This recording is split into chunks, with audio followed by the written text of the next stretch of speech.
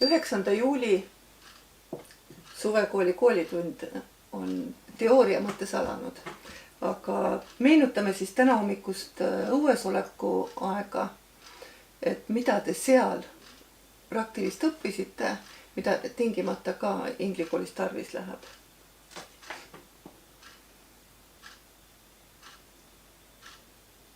Kuidas juhist lugeda ja samm-sammult hakata varju kokku panema. Ja, tegemist oli siis telgi varjualuse püstitamisega. Ja. Nii, seda kord oli see siis valget värvi, mida meil polegi olnud siiani. Alati on olnud hall või sinine või pruun. Ja seda varjualust läheb meil siis augustikuus tarvis. Aga praegu siis suvekooli sellistele kokkusaamistele, kui me oleme õues ja istume selle allaoodaga, kus on meil laagripaik olnud, on hea, kui on ka mingisugune varjualune. Praegu ta on selline ajutine lahendus, aga eeldame, et sellest meil esialgu piisab. Krista, mis sina sellest õppisid?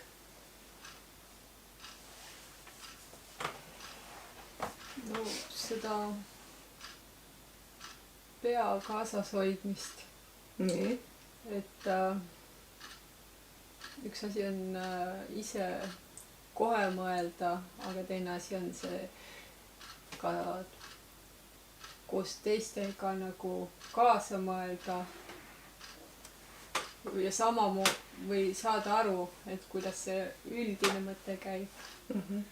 Et see on natukene teistmoodi. Kus see pea ärakaotamise oht on? No see tuleb siis, kui sa hakkad arvama, et sina tead, kuidas need asjad käivad. Et siis seal sa jooksed oma mõttega juba ees ära ja võid kuskil mujal välja jõuda hoopis. Ja siis on hea, kui on kaaslased, kes ütlevad, et Krista, sul on ka pea ja päris nutikas. Ja. Nii, aga suvekoolis me oleme siiski ka mõelnud käsitleda just teooriat, sest inglikooli praegune praktika on olnud paljuski kogemusõppe, kus teooriat ja eluõpetust on jagatud näpuotsaga elu enda sees, eks ole. Vahest siis ka Facebooki siseruumides teemade puhul. Ning praeguses etapis, kus me ootame selle uue lahenduse leidmist, teeme siis selle tühimiku natuke tasasemaks ja arutleme teatud läbivõetud teemade üle nüüd juba sügavuti, et kuidas te seda mõistate, millest me oleme varem rääkinud, kas me leiame siit mõne nüansi juurde või siis kinnitame seda, et see on meil alatiseks meeles ja kui olukord on meil silme ees, et me oskame seda lahendada ja samas ka tõlkida. Sest algbaas või algmõte võib ju olla, mis on arusaadav, aga olukorrad on erinevad, et sellest siis ära tunda, et see on see skeem või lahendus, millele tuleks keskenduda, et mitte siis oma pead ära kaotada, nagu Krista väljendas. Nii, ja seda korda täna on meil laua peal ka arvutid, sest meil on virtuaalkool. Ja niimoodi on ka hõlpsam meil siin praegu asju lahendada, et mitte tuua suurt tehnikat siia tuppa. Nii võtame siis posteri, mis on meil üsna ammusest ajast juba käsitlusel. Muutumises alustagem endast. Kuidas sa, Juno, seda lahti seletad? Miks on just selline suund õige? Kui inimene tahab enda mõtlemises või käitumises midagi muuta, et siis tuleb ikka alustada endast. Nii loogiline. Nii. Aga millest üldse selline lause on tekkinud? Kas inimeste harjumusest millegi osas või mõtlemisest või kuidas sa arvad? Jah, sest ma arvan, et kuna ego on harjunud võib-olla keskenduma pigem väljaspoole või mida teised inimesed teevad või ei tee või mida on võimalik teha või ei ole. Aga see puhastus saab ikkagi alguse siis, kui pöörata see fookus enda suunas, enda muutmise suunas. Et ühtepidi, kui hakata sellesse süvenema ja kui seda lahti tõlkida seda mõtet, siis tundub, et aga see on ainuvõimalik, eks ole, loogiline. Kuid tavasuhtluses, kui me vaatame, kuidas inimesed omavahel suhtlevad, kuidas kommenteerivad, siis nad kommenteerivad teisi ja üsna tihti kritiseerivad just selle osas, milles tema ise ei ole just eriti suurel kõrgusel, eriti kui näiteks mõelda seda, et võtame kas või Facebooki kirjapõllu, kus on mingisugune näiteks riigi tasandil situatsioon, kus on midagi juhtunud ja siis sinna alla tekib suur kobarkond kommenteerijaid ja need kommenteerijad muidugi oma sõnakasutuses ka nagu väga kokku ei hoia.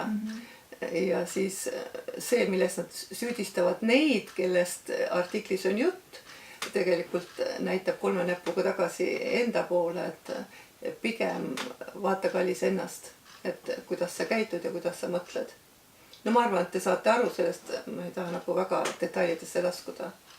Nii, aga miks inimene on võtnud sellise harjumuse endale, et vaatab pigem teisi, aga mitte ennast? No siis on see on enda jaoks mugavam, et raske on ju tunnistada enda vigu. Et palju kergem on märgata teiste omi ja siis ennast tunda paremini selle võrra näiteks. Kui me räägime nendest kommentaaridest näiteks. Jah, et see on üks egoismi tunnus, et mitte vaadata ennast, mitte tegeleda enda sisemisega või käitumisega. Et enda jaoks on rahustavam ja kergem, kui ma vaatan teisi, süüdistan teisi, halvustan teisi. Ja siis on hea olla ja rohkem ei peagi nagu tegema. See on see nagu eestlaste vanasõna, eks, et ei saa silmast pindu näeb, aga enda silmast palki ei näe. Jah. No vanarahvas on ikkagi väga tark olnud ka sellistes kasvatus- ja mõtteküsimustes, eks ole. Nii et see ei ole midagi uut. See, mida sa praegu ütlesid, võib isegi siia plakatisse kokku minna, eks ole. Ja et alustame ikkagi endast. Aga miks on endaga tegelemine keerulisem kui teise poole süüdistavalt vaatamine? Krista, mis sa arvad? No juba sellepärast, et sa oled iseendaga nii ära harjunud, et sa tegelikult ei oska teatud käitumist või mõtlemist nagu arvata, et see nagu ei ole hea. Et sa pigem või mitte niipidi, vaid et see on nagu, sa oled nii harjunud sellega, et sa oled nii mustriga ära harjunud, et sa ei kujuta ette, et võiks kuidagi teistmoodi, et on parem viis suhtlemiseks või ka teiste poole pöördumiseks või kommenteerimiseks või selliseks nagu edasiviivaks kriitikaks. Jah, sest kui sa oled ise sellega harjunud, kui sa oled selle sees, oled mugandunud, tunned ennast selles mustris hästi ja keegi pole sulle ka kriitikat teinud, et seal midagi valesti on, siis tundub ju egole, et ma teen ju kõik õigesti, kõige õigemini maa peal. Aga kui pannakse peegel enda ette, et kuule, vaatame ikka need asjad nüüd ilusti järgi, kuidas sellega täpselt on. Ja üsna tihti on ju niimoodi, et inimene avastab kellegi teise käitumises, kui ta on juba avanenud sellele enda muutmisele, avastab kellegi teise käitumises enda käitumise nii, et see üllatab teda, sest see on kusagil sügavamal peidus ja ta ei ole osanud niimoodi üldse mõelda. Jah. Nii et see teiste elu vaatamine on ka tähtis, see ei ole ju tähtsusetu, aga kui keskenduda ainult sellele ja mõelda, et mina teen kõik õigesti, no siis seal erilist lootust millegi muutuseks ei ole ja kui inimene ei taha seda teha, siis oi häda sellele, kes mingit kriitikat teeb, eks ole. Et see ego astub kohe väga tugevalt vastu. Ja. Nii et meie inglikoolis on ikkagi see, et endast tuleb alustada. Aga me ei alusta kunagi ka päriselt niimoodi uustulnukaga, et tule istu nüüd laua taha ja räägi kõik endast välja. Et pigem antaks ikkagi aega atra seada, suhelda, õppida seda elementaarset suhtlusetiketti, harjuda ja need, kes on olnud pikemalt kohal, eks ole, et nemad peavad siis oma õpetamisindu tagasi hoidma, et alguses kohe ei saa suhelda täpselt samadel alustel nagu praegu tuumikgrupis, eks ole. Nii et need, kes on olnud pikka aega selles koolide grupis tegevad, nad on teadlikud sellest, et järjest tõstetakse nõudlikkust, sest see on ju loomulik. See ei kasva muidu ju. Ja et kui sulle on rohkem antud, siis järjest rohkem sinult ka nõutakse, sellepärast, et sa oled võimeline rohkemaks. Nii. Võtame siis selle tasakaalu posteri. Kes sellest tahaks rääkida? Emotsioonide taltsutamisest sõltub sisemine tasakaal. Inglikooli eluõpetuse reegel.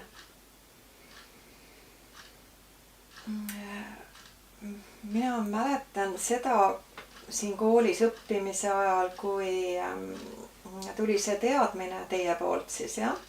Et emotsioonid ei ole vajalikud, vaid tunded on olulised, jah? Et see on nagu meelde jäänud. Et no see tähendabki seda, et emotsioonid on siuksed natukene pinnapealsed ja kipuvad nagu kõikuma ja kipuvad tasakaalust välja viima inimest. Et no see ongi otseselt see nüüd, et emotsioonid tuleks taltsutada. Ja inglikooli õpetamise üks eesmärk, oluline eesmärk ongi sisemise tasakaalu loomine ja siis meie kaudu, tähendab õppurite kaudu ka välise tasakaalu loomine, et igatepidi, eks ju, eesmärk on meil meheliku ja naiseliku tasakaalustamine poole ja jah, elus üldise tasakaalu loomine loodusega, loodusest looduse kasutamist nagu näidisena või sealt eeskuju võtmine. Ja, et need sellised mõtted mul tulevad seoses selle posteriga praegu. Ja eks me oleme kõik selles tasakaalus ka palju edenenud, aga see ei ole ka lihtne. Alati tasakaalu jääda suhtlemisel, erinevates situatsioonides, olukordades. Seda meil olete ka õpetanud, et hakkama saama keerulistes olukordades. Ja neid näiteid, kus need emotsioonid niimoodi on üle pea löönud, tuleb meie erinevate õppurite näitel nagu tuleb meelde. Ma ise võib-olla ei ole väga siuke, ikka olen jah emotsionaalne, aga võib-olla me olemegi erinevad tegelikult, et meil on erinevad loomused ja see ongi inimlik.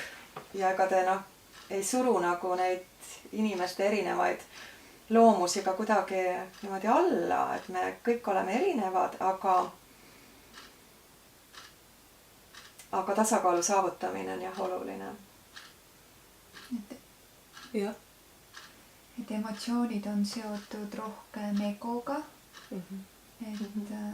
Ja kui emotsioonid keevad üle nii-öelda, et siis tekib ju sees selline egomöll nii-öelda. Ja siis see ongi tasakaalutus. Aga tunded on rohkem seotud südame ja hingega.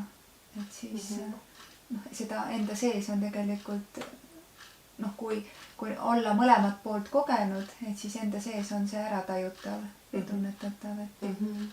Ja nii positiivsed kui negatiivsed emotsioonid, siis ei ole head, kui nad on äärmusesse lähevad. Jah, emotsioon ongi see, mis kipub üle ääre minema või siis liiga alla vajuma, eks ole. Et hingelisus ei tähenda seda, et sa ei või kunagi kurvastada, et sa ei või kunagi meelepaha tunda, eks ole. Aga see on teisel tasandil, see on sellisel tasakaalustatud tasandil. Et kui sa ka meelepaha tunned, siis see ei jää sinu sisse kinni, ego sees hakkab ta niimoodi kerima ja ketrama ja kus on see rusikas, mis hakkab juba seal püksitaskus mõtlema, et kuidas ma talle kätte maksan, eks ole. nii et kui inimese neid rakukihte mõelda, et on 4 tasandit, et siis emotsioonide tasand on teine kiht ja tegelikult kogu see tasakaalu saavutamine, mida me taotleme, sõltubki sellest jah, et kas me emotsioonidega tuleme toime või mitte, eriti just kriitilistes olukordades. Tavaliselt harilikus, rahulikus keskkonnas ei ole ju sellega probleemi, aga kriitilises olukorras ja kui inimese sees hakkavad ketrama need muremõtted, ärevuse mõtted, mingisugused süüdi olemise või süüdi mõistmise mõtted, siis nad ei kipu nagu vaikima. Ja siis selle kohta me ütleme, et peas sõidavad kiirrongid ja need ei lõpe isegi siis, kui sa magama lähed. Et see on hästi tähtis, et inimene suudab oma peas olevad ego mõtted rahustada ja tasakaalustada. Nii et esialgu võib see täiesti nii olla, et tuleb endaga rääkida, mõnele võib-olla kõrvalt vaatajale jääb sellest kummaline mulje, aga omaette mõeldes stopp nüüd sellele, eks ole. Ja hakata tegema midagi sellist, mis viib sind hingeliselt selle sisse, eriti käelist tegevust või kuulata muusikat või minna tegeleda aiatöödega. Et siis su mõtted lähevad mujale, sa suudad selle äreva või emotsionaalse mõtte vaigistada. Esialgu tuleb endaga niimoodi tegeleda, sest see ei ole selline nähtus, kus sa vajutad nupule, et aitab küll, vaid see on kasvatuse ja mõttega tegelemise töö. Ja need inimesed, kes suudavad ennast rahus hoida, nende peas on juba piisavalt selliseid mõtteid, mis tuleb haridusest või pikemast mõtlemisest, et ta suudab sellele ärevale mõttele või ärevale situatsioonile nii mõelda, et mis on selle mõtte selline sügavam pool. Selle tõttu on hästi oluline, et inimene läheb, räägib kellegagi sellest, teine annab talle vastuse näiteks või siis püüab ise jõuda juurpõhjuseni, et miks see nii on ja kas ma saan sellest kohe õigesti aru. Sellepärast, et kui on ärev mõte, siis ego kipub kohe võitlema asuma või siis põgenema asuma. Aga see ärevus ei pruugi üldse olla see, mida on vaja tunda. Inimene võib-olla mingisuguse mineviku mälestuse ajal hakkas ärevust tundma, mida tegelikult üldse ei olegi. Nii et tuleb osata olukorda hinnata, et kas põhjust on või ei ole. Ja miks me seda praegu räägime, sest ega see on igal tasandil, nii et kusagil hakkab mure tulema või mingisugune selline ootus, ärevus, et ei tea, mis juhtuma hakkab. Ja just nendes olukordades on tähtis, et me oskame endale selle mõtte pähe niimoodi seada, et me üleliia ei muretse, üleliia ei kahetse midagi, eks ole. Nii et inimese elu on inimese elu ja seda ei saa masinlikult käsitleda. Aga siin sellest jutuski tuleb välja, et seda ei saa ühe hetkega ega ka ühe aastaga korda alati. Et see on ikkagi vaja pikemat treeningut ja väga hea on, kui on grupisõbrad olemas, kes aitavad selles.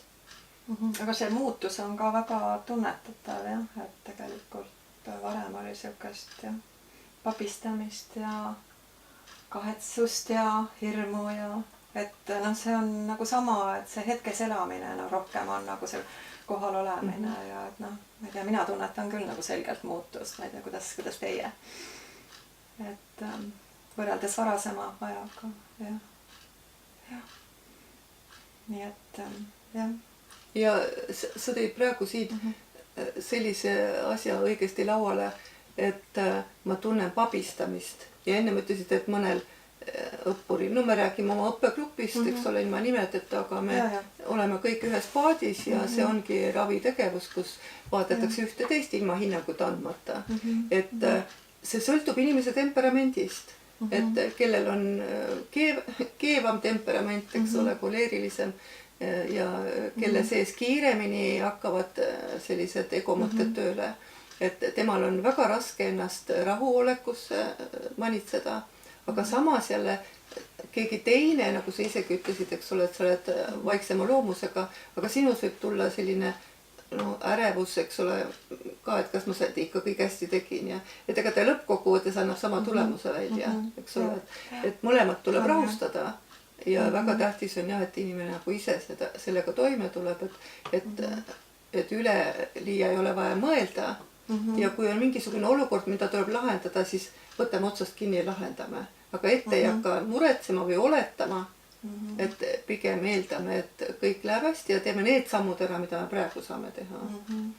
jah, nii et see sisemine tasakaal aina enam läheb hinda, kui me mõtleme maailma praegusele situatsioonile, mis aina muutub, inimesed on ümberringi kõik ärevad või pahurad või kollektiivselt masendunud, eks ju.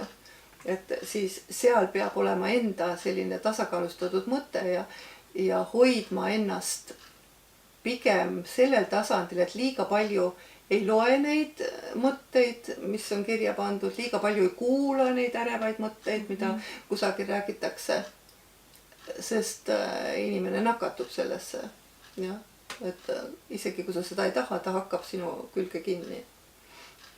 See ei tähenda seda, et hoia elust eemale. jah, et ka see on tasakaal, kui sa teatud sellise distantsi hoiad, et mitte iga kord ei haara igast vestlusest kinni. Nii, siis siin paremal all nurgas, kus ei ole mitte lammas, vaid Maria istumus, eks ju. Et seal on üks poster samamoodi ühe väga olulise tsitaadina, mis tegelikult anti meie inglikoolile juba siis, kui Maria ise alles treenis ja õppis. Krista, mis loosung seal on? Iseloomudest sõltub maailma allesjäämine. Inglikooli eluõpetuse reegel. Sõna on tähtedel. jah, et see on tulnud, eks ole, kõrgemalt tasandilt see reegel ja see on ka üks selline telg, milles meie ravitegevus on pidevalt edasi toiminud. Nii et inimeste iseloom on see, mida saab muuta, temperamenti ei saa muuta, see on kaasa antud, eks ole. Aga iseloomu saab muuta. Nii. Aga kuidas siis seda nüüd mõista? Iseloomudest sõltub maailma allesjäämine. Meil on muidugi sellel natuke variatsioone ka, aga võtame nii, nagu praegu siin on. Jõuna.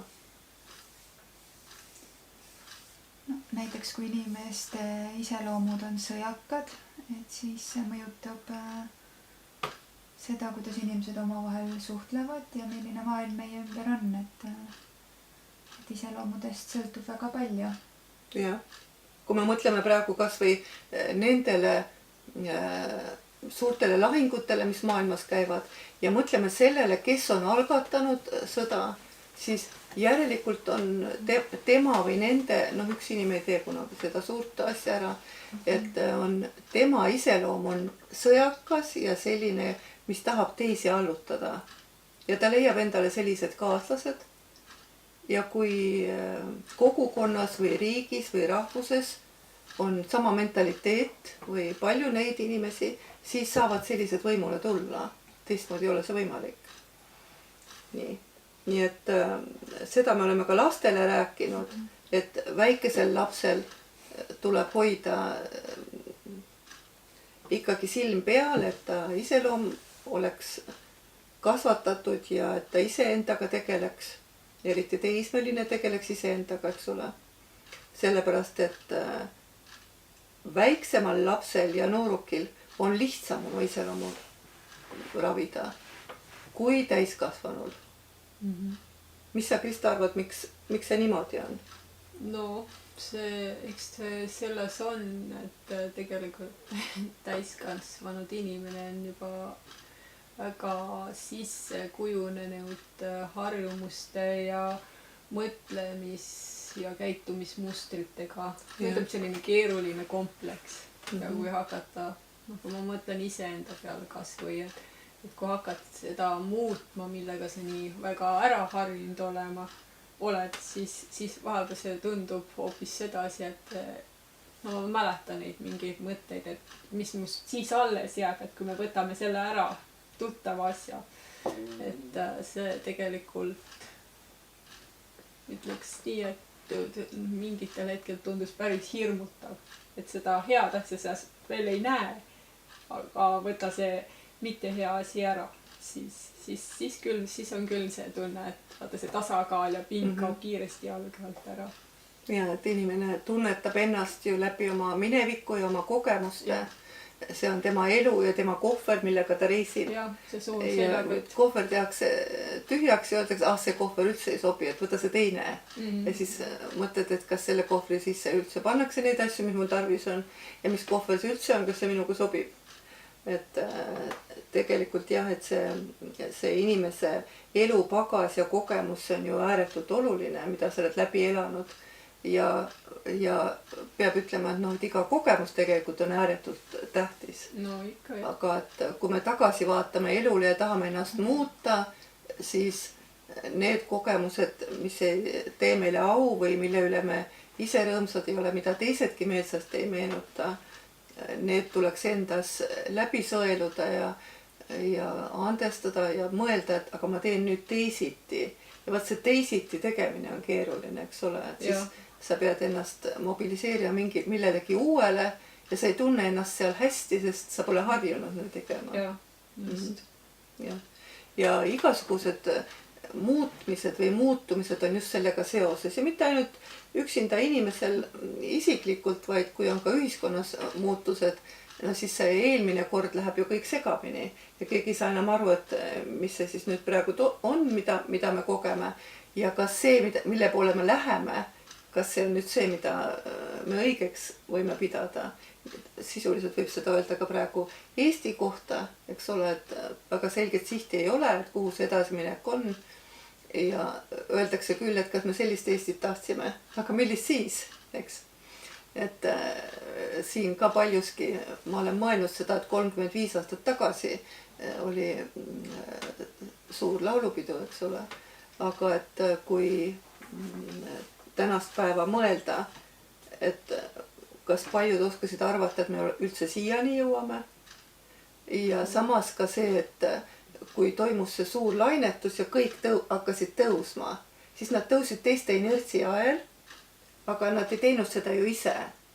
Ja ühel hetkel olid nad hoopis teistsuguses maailmas või oli me, eks ole. Ja see, kes suutis kohaneda, sellel hakkas hästi minema. Suur osa siiski Eestist oli selliseid, kes kohe ei suutnud ja mõned ei suuda siiamaani uuega kohaneda ja kurdavad, et kõik on nii halvasti ja kas me sellist Eestit tahtsime.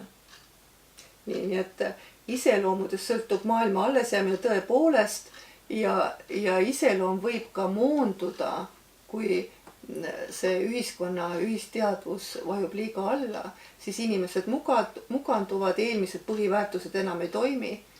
Muudetakse see ümber, et miks minagi selline olen või miks sellist kõrgust üldse tahta, kui kõik teised mõtlevad hoopis teistmoodi. No see on selle tehnika ja mõtlemisega seotud ka, mis meil kõneks on olnud. Nii, ja siis on meil vist üks jäänud veel. Jah. See ilus roheline, mis on meil ka kodulehel.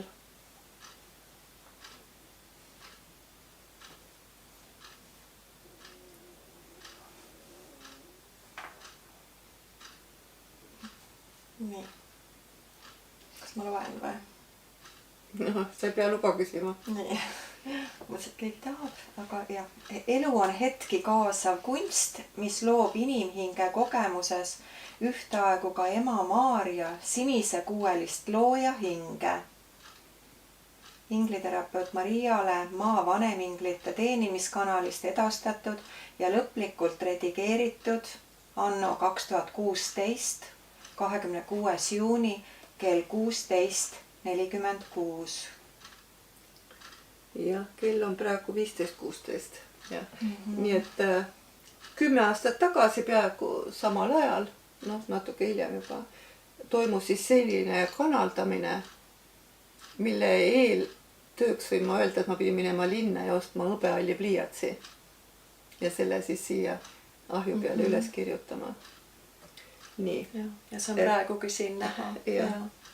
Ja see on selline filosoofiline lause, eks ole, mis paneb mõtlema selles suunas, mis on üldse looja ja mis seos on looja ja hingede vahel. Aga ma arvan, et see on nii tähtis tsitaat, et selle me jätame õnneks teiseks korraks, kui me räägime hingedest terve teemana.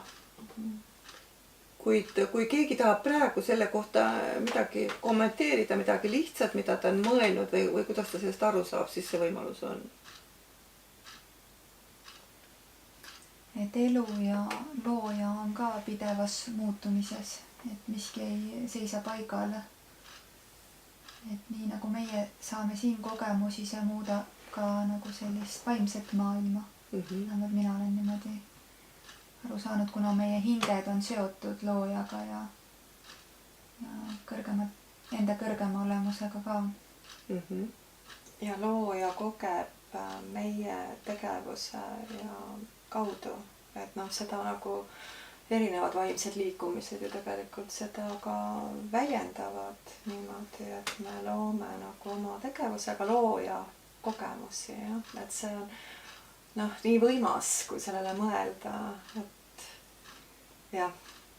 See tähendab seda, et kui inimhing laskub füüsilisse kehastumisse, siis tegelikult tema saab seda füüsiliselt, see hing saab teha füüsiliselt midagi. Hing vaimses plaanis saab olla vaim, eks ole.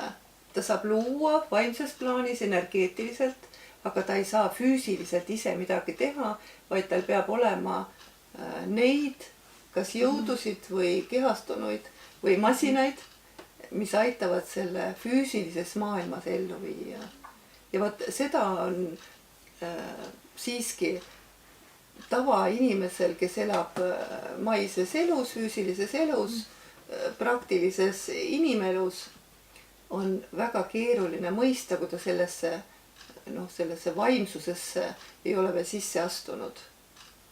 Ja siin on ka selline vastuolu religiooni ja vaba vaimse liikumise vahel, et religioon keskendub piibliloole, mis on 2000 aastat vana ja kui inimesed näevad ainult neid pühapilte, mis olid siis, loevad neid lugusid, mis olid siis, mõistmata, et need on mõistulood meie jaoks, eks ju. Et siis ta ei taha vastu võtta seda, et Jumal on ju elav. Et tõmbame siis sellisele teooriatunnile joone praegu alla. Oleme kergelt läbi käinud peamised posterid, milles on eluõpetuse reeglid sees. Igast sellest posteri reeglist võib rääkida terve koolitunni või isegi rohkem. Aga need on meil alati aluseks, et selles inglikoolis või müsteeriumi jälgedes liikudes on väga tähtis omada mingisugust sellist haritust, et me oskame jälgi pidada, eks ole, ja me saame aru, kuidas looja tasandil mõeldakse. Nii et tänane suvekoolitund on läbi saanud. Eks siis vaatame, kuidas meil järgmine kord läheb. Võib-olla siis juba ikkagi õues. Nii et täname osalisi ja laseme ka ülejäänud kooligrupil siis seda tundi hiljem järgi vaadata. Aitäh teile! Aitäh! Aitäh!